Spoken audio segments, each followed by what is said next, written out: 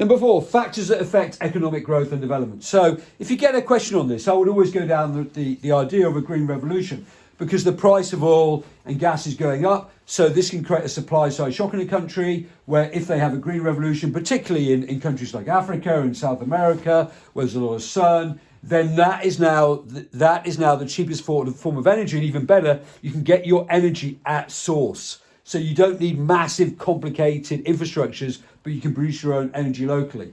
So therefore, we're looking at intervention, supply side economics. So therefore, we can write a really good paragraph on that. We've also got investment and FDI. So if a lot of FDI comes into a country, that's also pretty good and can increase the AS curve. But it must be the right sort of investment.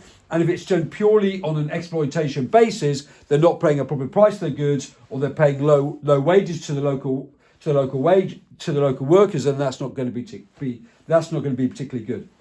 Plus development of human capital. Now, we saw a really good film on this where a government had come into southern Sudan and paid for 200,000 acres and had brought that for 20,000 quid. They then totally developed the area, but all the workers were not those from the local population. So it's not doing them a lot of good. That is a pure case of exploitation. So, and then we've got the development of human capital. So we need to somehow increase the productivity of the workers. If you increase the productivity of the workers, then they can earn more money.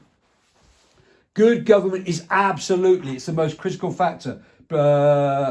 Professor Collier, in his book, The Boston Billion, says a country will only have a chance if we have good government.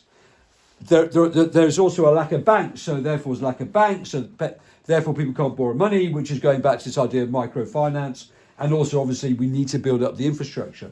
Now, interestingly, Ethiopia has achieved very, very high rates of growth. What China has done when they moved in there, they literally built the largest cement factory in the whole of Africa, built the roads, and so Ethiopia could then develop.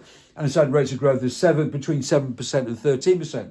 The problem is, also, once again, they're extracting a lot of their resources. China has brought up a lot of the really, really fertile land, which is very good for the Chinese population because they can get cheaper food, but not so good for the Ethiopian population. Thank you.